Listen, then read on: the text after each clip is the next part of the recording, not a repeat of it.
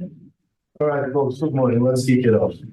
So, uh, today, this is the last lecture of the semester, right? So, and today we have a special guest. Meron Yemane is senior VP in wealth management. So I know some of you are interested in wealth management and Wall Street stuff.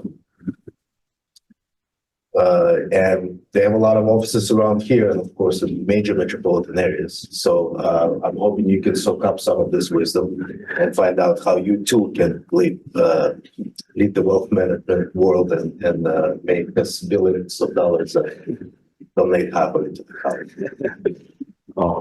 Good morning. Good morning, everyone. Thank you for the invitation this morning. I didn't bring a PowerPoint presentation. I want this to be more conversational in nature. And so what I thought I would do is hit on three things this morning. One is tell you where I'm at today. Two is talk to you a little bit about my journey. And then three, tell you a few keys that I thought along the way that was helpful to get to where I'm at today. And then throughout this, if there are any questions, anything, really, this is your time. You've dedicated this time to come here, to be here. So I want to hear from you as far as what you're thinking, what's on your mind, and how I can be helpful over the next 30 to 40 minutes with this conversation. So if you leave here thinking that was boring, really, that's a reflection of you not asking questions and me not engaging. So, if there's a point in which we need to pivot, just say it, right? I'm here as an open book. So let me tell you a little bit about where I'm at today, and then we'll do a little bit of a Quentin Tarantino. We'll start at the end, and then we'll go back to the beginning of how we got there. So my name is Meron Yemane. I'm a senior vice president with Morgan Stanley. I'm a global sports entertainment director for the firm, and I'm a family wealth director for Morgan Stanley. And I currently co-chair the wealth management diversity efforts across the country. So let me talk about each one of those pillars. Global sports entertainment. So Morgan Stanley is the largest wealth management firm globally. We manage $5.4 trillion across the globe. We have more $100 million families and more $250 million families than any firm in the world. And within that, I sit within the division of global sports entertainment. So one of my niches that I've developed over the years is working with front office executives within MLB, NBA, NFL, and with actual playing athletes in the NBA, NFL, and MLB. So within that division, we help individuals in their career, everything from clearly managing their assets, right, on and off the field, but with philanthropy, with family mission statement, family governance. We help them with tax planning, estate planning. We help them with their non-correlated assets outside of the firm. And within that division, we help families and athletes really identify where they're looking to go and how to get there. So of the 16,000 financial advisors at Morgan Stanley, there's less than 200 that are global sports entertainment directors. The next designation which I have is the Family Wealth Director. A Family Wealth Director at Morgan Stanley is an internal designation that is a rigorous process that takes over a year. And this designation and this test identifies advisors that can work with families that have 10 million or more dollars. Right, multi-generational wealth. They've started a tech business. They've inherited money. They've grown something, and they have dynamic needs within their family. So I went through this process to help identify clients in which I wanted to work with. And then the third area that I'd like to touch on is the diversity efforts in which I co-chair nationally. So I've been the co-chair for the last 2 years at Morgan Stanley, and some of this will tie back into my story, but within those two first niches, I am currently the only Black senior vice president that's a global sports entertainment director and a family wealth director under the age of 40 at Morgan Stanley globally. So within that, I've thought a lot about my journey, my path, and really being in Central PA, right? Not living in a major metropolitan like San Francisco, large wealth centers like Miami, LA. How can I help people, gender, men, women, Black, Latino, anyone get into the wealth management business? Because the numbers are what they are, not only at Morgan Stanley, but across the firm. So a number of initiatives to help guide students, help second career individuals, post-military, any number of things. Think about a life in wealth management, not just on the money management side, but across the whole platform at Morgan Stanley. And we'll talk about that because not specific to Morgan Stanley. We get fixated on the idea of what I do, client-facing day to day. But with a firm that has approximately 75,000 employees globally, we do everything from risk management to compliance to being client-facing to marketing, you name it. Anything in which you are studying here, there is a job within the wealth management firm that is not always looking at NVIDIA or looking at Nike or any ticker stock that's out there. There are many dynamics within tech, within cybersecurity. Within cybersecurity, I'll just give you an example. Last year, Morgan Stanley spent $400 million on cybersecurity alone to protect client assets. That is more than UBS made in profit last year. And every day we get about 100 to 200,000 attempts to break into our system from bad actors from around the globe. So we have hired the number 2 person from the NSA to run our cybersecurity department, and we take our clients' finances very seriously. So when you think about a career in tech, when you think about cybersecurity, that is a major point of emphasis within our firm. As Morgan Stanley sits today, we have our Morgan Stanley division, we have our private wealth division. A couple of years ago, we bought E-Trade so that we can meet customers where they're at. There's a lot of individuals that are starting trading at a young age, and we have a platform for that. So just a little bit more about myself. So I run a team of advisors here locally. We manage $1.5 billion of client assets personally. And we've just been recognized as one of the top teams in the country by Forbes magazine. So that's, I'll be 39 in a couple months. That's where I'm at today. That has taken 17 years to get to where I'm at today. 17 years ago, I graduated from Penn State right before the financial crisis of 2008. And, didn't really know what the path was going to look like for me. I always knew that I wanted to be in this space, but didn't know how to really go about it. So if I rewind the tape back to that time, I had done a few internships, one with a lobbying firm, one with a bank.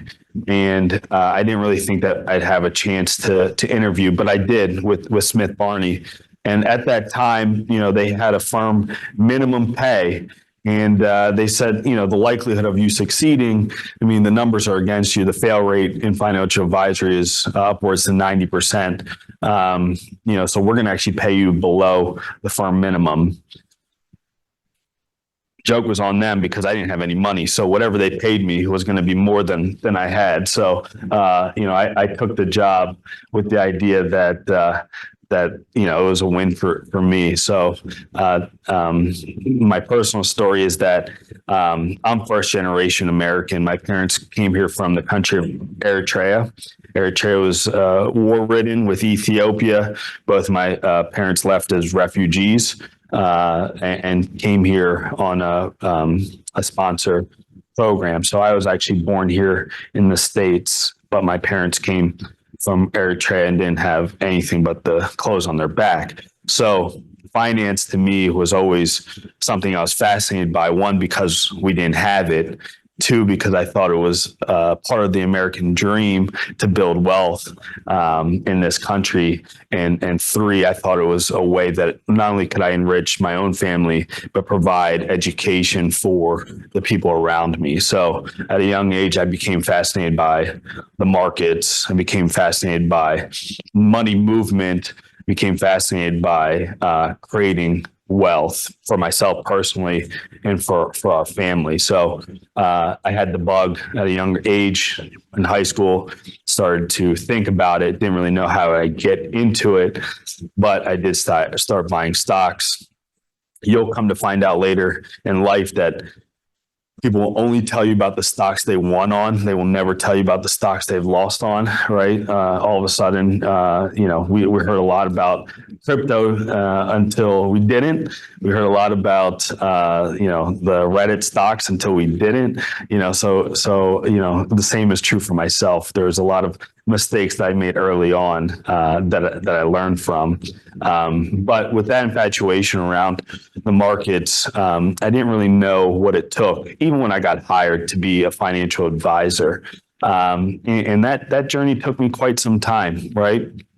There's what people think it means to be a financial advisor, which is on being a fine technician, being an analyst, understanding PE ratio, understanding, how stocks are trading, all these fine, minute details, which is great. That's great. That's a great path, a great life for anyone that wants to be an analyst, a CFA, someone that's going on the path to get further designations and really understand the market.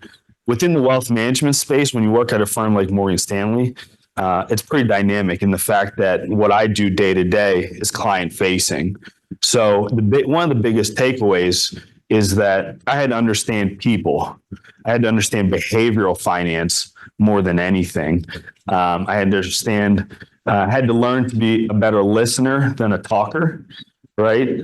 This is a little bit unnatural because when you work with people, when you work with families, it's mission critical to understand what their needs are, right? And then be able to articulate their goals based around that, their needs. So coming into the business, I didn't have any money, didn't really know a whole lot of people with money.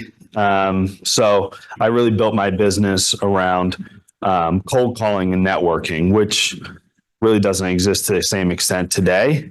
But what I measured every day was my output, right? And I'm sure many of you have classes about KPIs and what outcome versus output. But really at that time for me, it was, I wanted to have 300 dials a day. I wanted to call 300 people every day and have 50 conversations. That was my goal every day. And of those 50, if I could land 5 to 10 appointments, that was great. If I could close one, fantastic. It was a pure numbers game for me early on. And the same is to be said today for advisors, right? Oftentimes when I see young advisors coming into the office, they enjoy the idea of being an advisor, but there's a lot of hesitancy to pick up the phone or make that contact. So I'm sure some of you have heard this thought, but the first call of the day or the first iteration of a call in the day is called eating the frog, getting the most difficult objective done first in the morning so that the rest of the day is easier. So if you have a difficult conversation, have it first. If you are walking around the office, drinking coffee, talking to people about Sunday Night Football, you're wasting a lot of time. Make that first call, do the first thing and then start your day from there. And I found that putting blinders on and getting to work for myself was imperative to any sort of success. So for the first 5 or 7 years, I worked essentially 7:30 to 7:30, and then I worked most Saturdays about 10 to 2 is typically what I did. 10 to 2 Saturday was to prepare myself for the upcoming week, so I didn't waste time on Monday getting ready for what was ahead. I used that time when it was quiet to prepare for the week ahead. And then when I got to the office Monday, I knew what was happening. And then that last hour at the end of the day, I would prepare myself for the next day. So the first, I would say 7 years are incredibly brutal in the business as you're trying to build a book of business. There's highs, there's lows, many more lows than there are highs. But it's incredibly rewarding from the fact that you are helping people every single day make a determination if they can retire, if they can help their kids with college, if they can help their mother with medical bills. And that's the nuance of what my job entails every single day. As it's progressed, as my career has progressed, I've dedicated myself to further educating myself and finding a passion that has allowed me to develop niches so that I could become more specialized to find more clients like that. And that didn't really happen until year 7, year 8. Those first 7 years, really I was just trying to tread water, to be honest. Being hired right out of college at 21, starting career at 22, till I hit age 30, it was incredibly difficult. It was really difficult, but I was never discouraged by it. And the thought process was that, nothing. I never felt like anything was ever owed to me. I still don't.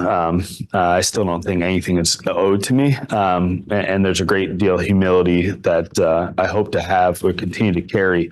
In that, if you work hard and you do the right thing for people, then that's going to come back tenfold back to you. And that's how I've tried to carry myself, is that, coming into the career, coming into the space, that if I just keep my head down, continue to work and provide great advice and continue to do research and think about them as my own family, then the rest will take care of itself. Sometimes people think about this career path because of what they believe to be the financial gains for themselves personally. That can certainly happen, absolutely, but that's not going to happen because you wished for it to happen, right? So there's a lot of nuances there, and we can go into that with questions or as I think about it more, But just giving you a little bit of where I'm at today with the niche, a little bit about where I started, and then the third point, some things along the way that I picked up that I think has been incredibly impactful to me and helpful, just to share some. And I made some notes. One thing that I did early on in my career is I created what's known as a chicken list, right? I wrote down the 100 people that I was too chicken to call because I didn't feel like I knew enough to call them, to ask for their expertise, to go ask them for coffee, whatever it might be. But I knew they had something I could learn from them. So once I created this chicken list, I made a goal over the next year to reach out to at least 70% of them. So one thing that I advise young people is, think about the path in which you think you want to go on, and all the people that that can help you. They don't have to be in that space. They could be entrepreneurs in a different space, and write their names down. And before break, reach out to them. Don't reach out to them over LinkedIn, right? Everyone's doing that. Differentiate yourself. Make a call. Be different. Make your chicken list and reach out to them and just talk to them about what your path is, but really spend the time understanding what their journey is and how they got there. And what I have found that is in my personal career, a lot of those individuals on my chicken list became clients. And if they didn't become clients, they became individuals in which I could go to ask for advice or talk to or learn from as I continue down that path.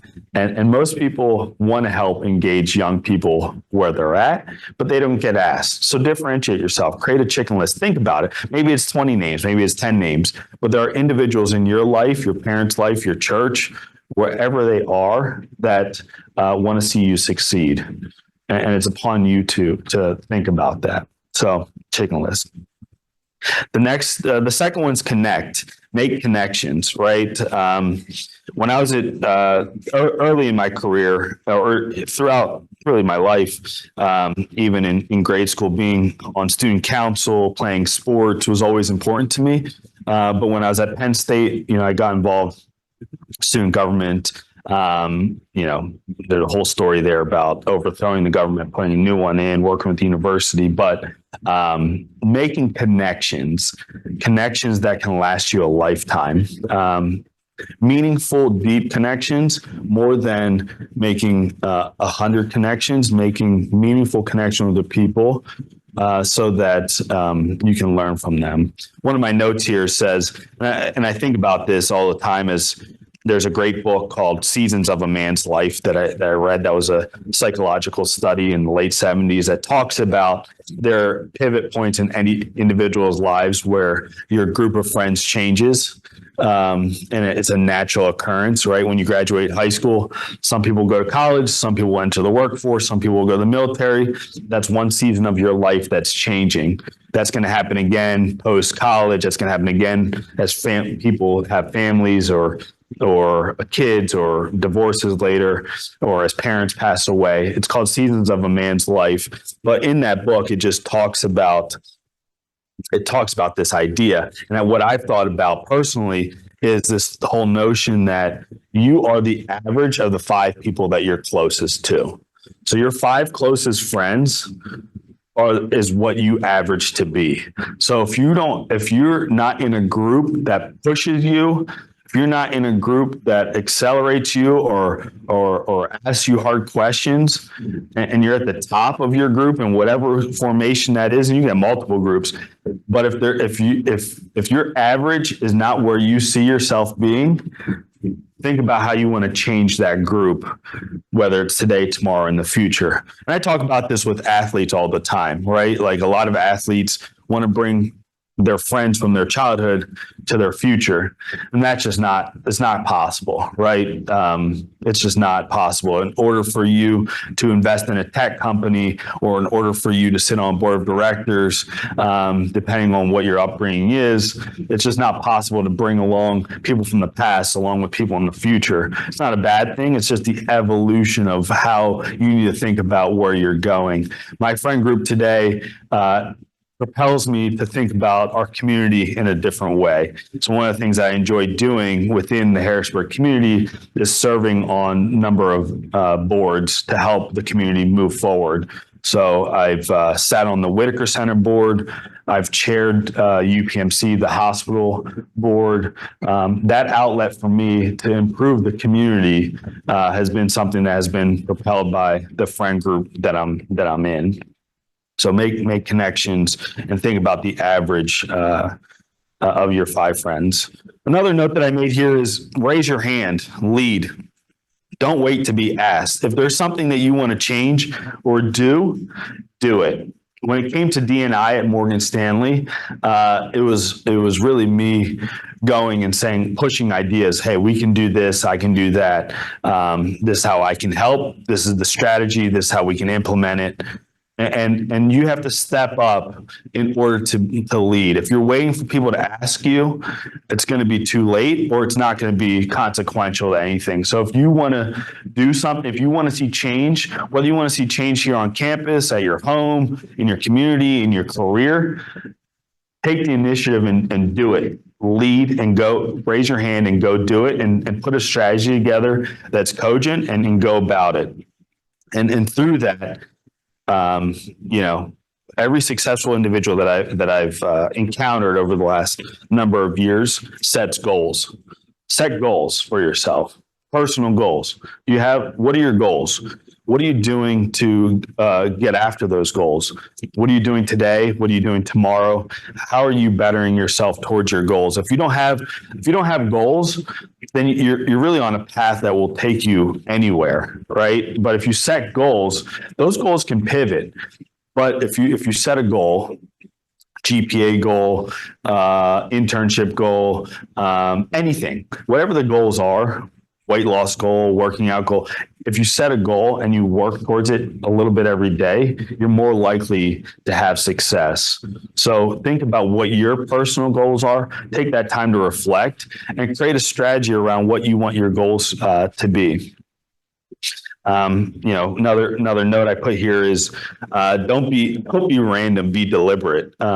Be deliberate in your approach, be deliberate in how you think about what your career path should be. And be flexible, right? What you want to be at 40 is not where you have to be at 22 or 23. Be flexible to the opportunity.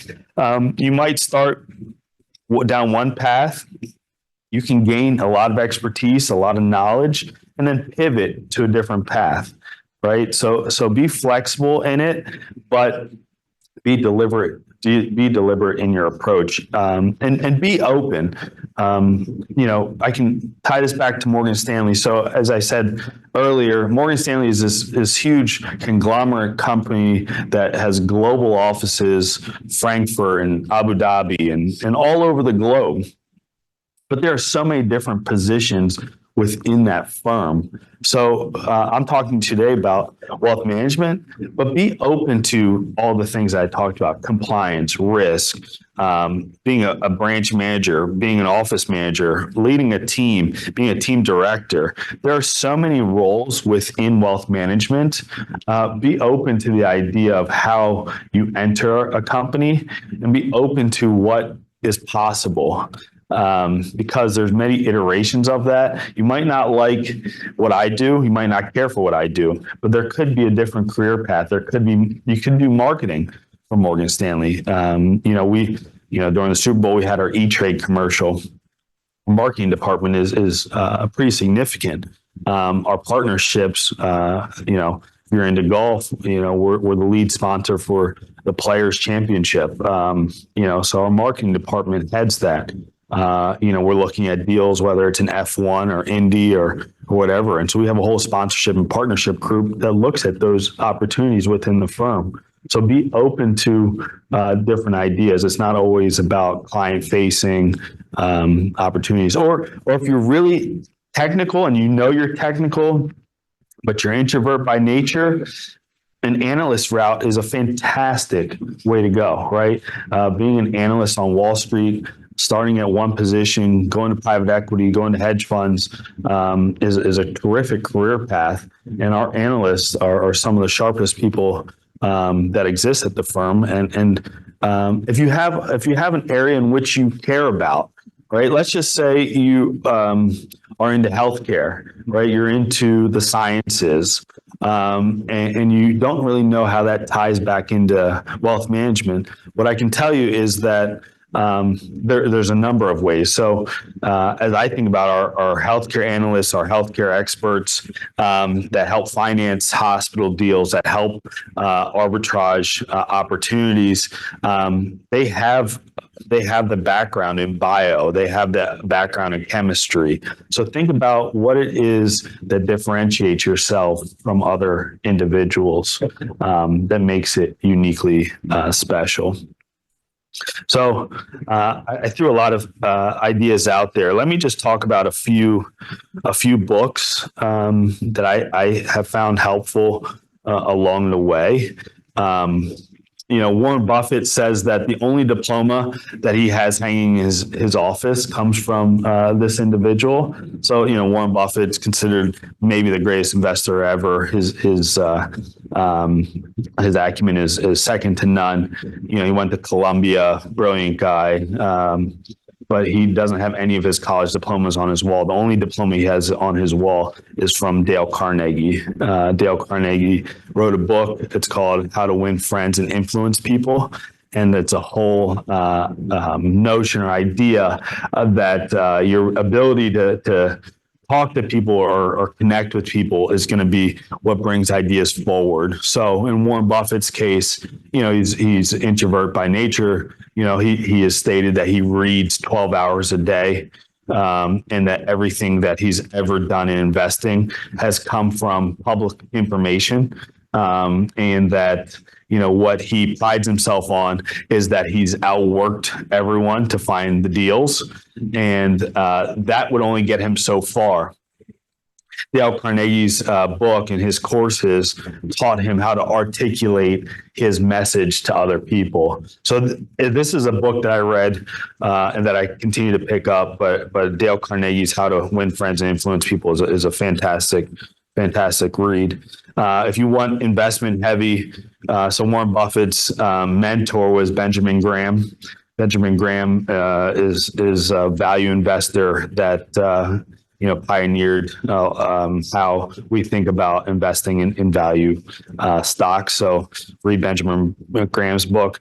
This next book is one that I read early in my career that was helpful for me. It's called Never Eat Lunch Alone.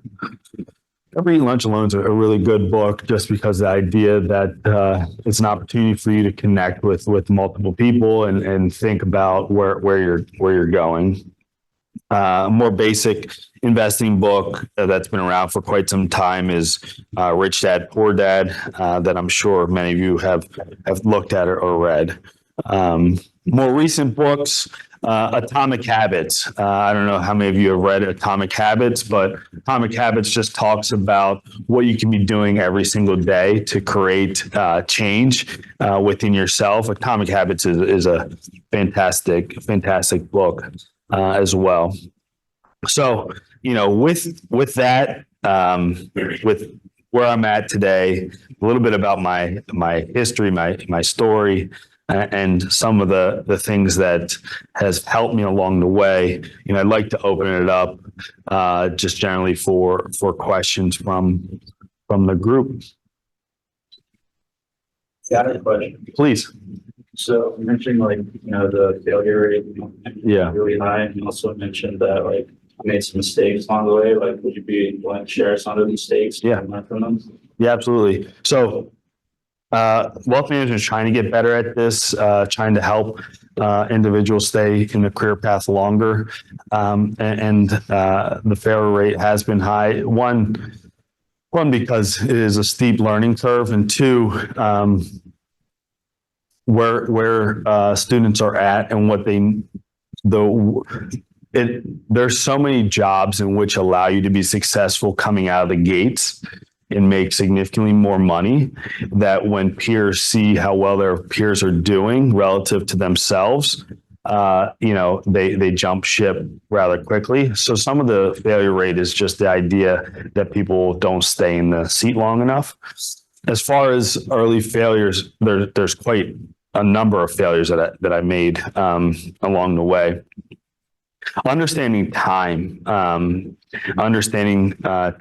is really important, because you can waste a lot of calories doing something that doesn't get you much result.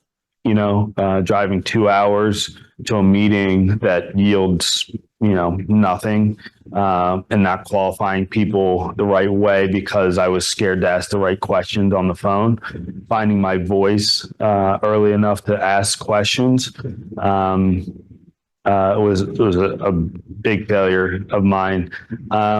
Trying to think about different ways to time block. What's the best way to use my time? There's a lot of the first year or so just trying to reinvent the wheel over and over again. I wish I would have just taken someone else's model and just tweaked it.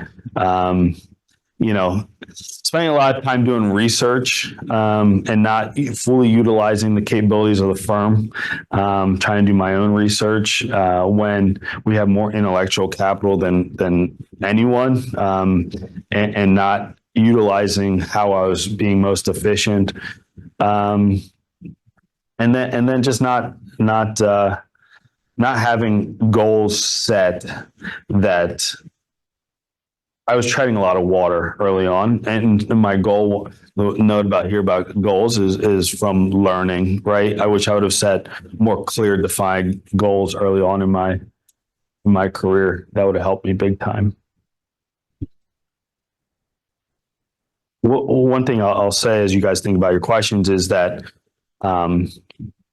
we have more information than we've ever had today.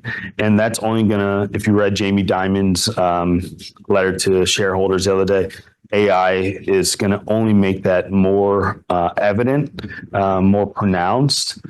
But we're no smarter today than we were. And this is my own thought, is the individuals or the people that can ask the right questions and aren't scared to ask questions are going to be able to extract the most out of AI and leverage its capabilities more than anyone else. So utilizing the tools that are available to us and extracting out of it is going to come from those who can critically think. And just because we have more access to information doesn't make any of us any smarter. It's going to be those individuals that know how to extract that information out. And we're putting a lot of money into AI. We just named a head of AI for Morgan Stanley a couple of weeks ago. So we believe that, when it comes to algorithm trading, when it comes to trading in general, we're at the forefront of what's ahead. But it's going to be the individuals that know how to extract that data out, that know, what they're doing with standard deviation and R squared and all that are going to be the ones that are ahead. So think about how you are asking critical questions. Think about how you're extracting information and not just assuming everything is correct on face value. Dig a little deeper. Don't fall for headline risk, right? TikTok risk or whatever, just because someone tells you a blue water cap is spring water doesn't necessarily make it true, whatever it is. So think about how you're extracting information going forward. Next question, please. What advice would you, financial advice would you give to us as college students in the current financial state of the world? Yeah, absolutely. So how many of you know about the Rule of 72? Right. So the Rule of 72 is that market returns, your money's going to double every 7 to 8 years. And if you look at I didn't bring a PowerPoint because I didn't want to put everyone to sleep. But the younger you start, the better. So there's a few fundamental things that I would talk to any student about. One is, and this is goal setting. One is identify look at yourself in the mirror, understand what money you're bringing in. And if you know what you're bringing in, then you can start to divide up where that money should go. So it should go into different buckets. One is if you have post-college, if you have student debt, how much are you putting to that student debt every month? Number two, are you creating a Roth IRA, right? Do you have a Roth IRA and how much are you putting towards that? Number three, have a brokerage account.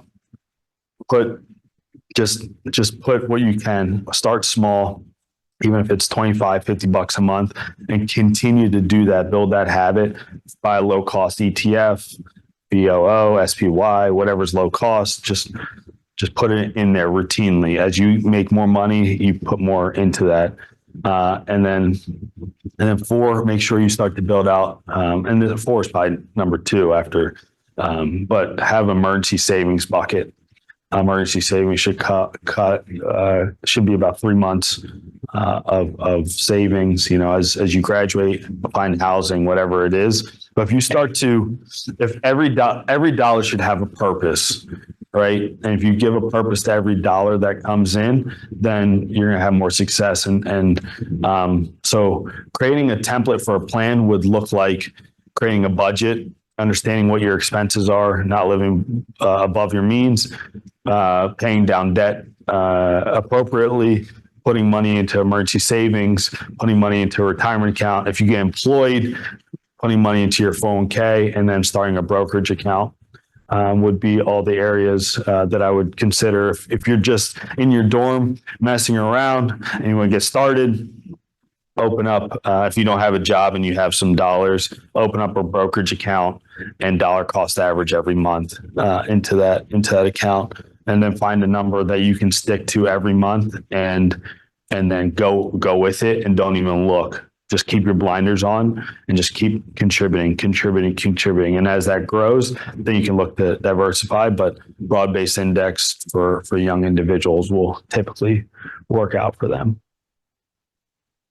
Yeah. So to elaborate on that a bit, like, let's say I at that young age, like after college, I want to invest into the companies that I like or companies that I'm interested in. Would you recommend doing that, like from a young age, so we get that learning curve onto that, or would you rather just say like focus on the ETF? Yeah. So that's so individuals that aren't sure where to go, what to do, broad-based ETFs will have you covered. That's S&P 500 index for the last 100 years has averaged annualized 11% return. So that's a great place to start. If you're someone that has an interest, I would say absolutely follow and track stocks that you have interest in, but make that a percentage of your overall goal. I wouldn't make that the be all end all. I would just take, let's say 80% of your portfolio is to large cap stocks, to ETFs, and then 20% could be to opportunistic things that you're looking in or interested in, whether it's in whatever space it's in, knowing that those could be your home runs or they could be your duds. But as whatever you're doing to make yourself interested in savings and investing, I would absolutely do. It's we're trying to create habits. And then as you get a job, make sure to max out your 401k, right? Like take the company match out just start building habits at an early age so that as you get raises, as you get more money, it's already built in, right? And like if you pay yourself first through savings, if you pay yourself first for the long run, I mean, you're going to be millionaires. I mean, that's just the way compound interest works. I mean, time's on your side. Did that answer your question? Yeah. Did I answer your question? Yeah. Please. How do you build a partnership called Belong Energy? That's a great question. How do you call people? So just so once you write down the names of the people on your chicken list, write down what is that you're trying to learn from them or what you want to connect on them with, and then just identify some of the easier ones first. Start with maybe some of your easiest ones that they know you, but they don't really know. They know you, but they don't know you. And just reach out to them and just say, hey, I really respect what you do with your business and we've known each other a long time. I would love to invite, I'm going to be home for break. I'd love to invite you for coffee to just learn more about what you do and how you've done it and tell you a little bit more about what I'm doing at Elizabethtown. And I'd love to learn from you. And I'd find that most adults are going to be incredibly responsive to that because that's just not it's just not the norm. It's not the norm. And the more all of you are able to connect with adults, look them in their eye and talk to them, you're going to see that you're going to make it so much further than don't text. Also, if you have someone on your chicken list, do not text them with the request. Pick up the phone, do something different. Writing a ChatGPT text is not going to move the needle. Other questions? Thoughts? I have a Please. quick follow-up on calling people and not texting. I think the society has kind of more of them now than we have. People stuck to their device and they're receiving their messages. Yeah. So with that changing, what are your recommendations about this effort of finding people surrounding yourself with the right people and differentiating between real, meaningful connection Yeah, you have, if you want to make it in business, you have to differentiate yourself. If you're just going with the flow and doing what everyone else is doing, you're just going to go with the flow and do what everyone else is doing. If you want to leap ahead or make changes, do stuff that other people your age are not doing, and connecting is going to be the biggest differentiator, right? Like, I get it, right? Like, not oblivious to the fact that, even I have two phones, right? And like, I'm looking at them all the time. But, when you're at lunch, when you're at dinner, put your phone down, connect with people, ask questions, be interested, right? Like, the more interested you are in people, the better it's going to be. There's a great book that came out recently called The Anxious Generation. It released a couple weeks ago, and I read it, and it just talks about the differences between what happened before 2010 and after 2010, and the impact of what has created so much anxiousness and depression in our society, and that connectivity to the phone. So, develop friendships that are authentic, that are real, where you can connect with people. Employers too. So I chaired the Harrisburg Chamber. So I was the chamber chair a couple of years ago. Had the great fortune. I was the youngest chamber chair in the 140-year history of the Harrisburg Chamber. And business owners would all say the same thing, is that young people feel entitled. They want to have my job. They really haven't worked for it. They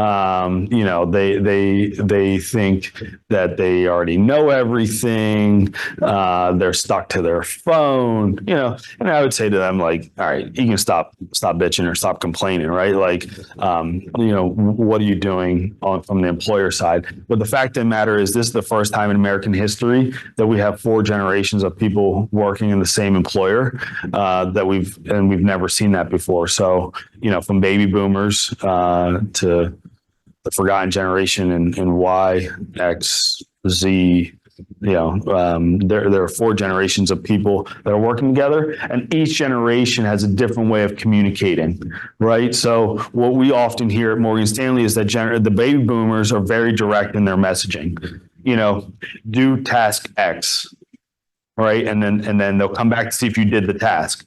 Right. Whereas Gen Z wants to know along the way, they want to be communicated to about how their progress is going with that task. And they want to make sure that they're doing a good job. Whereas Gen X will say, like, I expect on this date, and they don't really care to hear back until that date. So knowing how you're connecting with different people in different generations, and knowing that you have to meet people where they're at. So if there's someone in their 30s, communicate and talk to them the appropriate way. If there's someone in their 50s or 60s, that's going to be different, right? So, like, I think about that, about how I dress for different things and what I'm communicating. So if I'm meeting with an NBA player, my natural dress is to wear Jordans and to dress more casual, right? Because I want to meet them where they're at. I want to talk to them the way, their nuances. But if I'm meeting with a couple in their 70s, then I'm going to wear a suit, right? I'm going to show them respect. I'm going to shave. I'm going to meet them where they're at.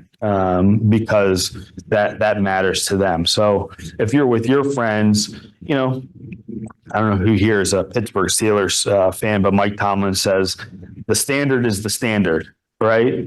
Like, don't drop your standard for someone else. Keep your standard the way it is, and communicate in a way that's appropriate to them. So to answer your question directly, is that you want to differentiate yourself, because employers are getting the same sort of thing from everyone. So if you come and you present yourself in a way that's appropriate, it's going to grab their attention. If you go on an interview and you've done research about the company, have questions ready to go for them.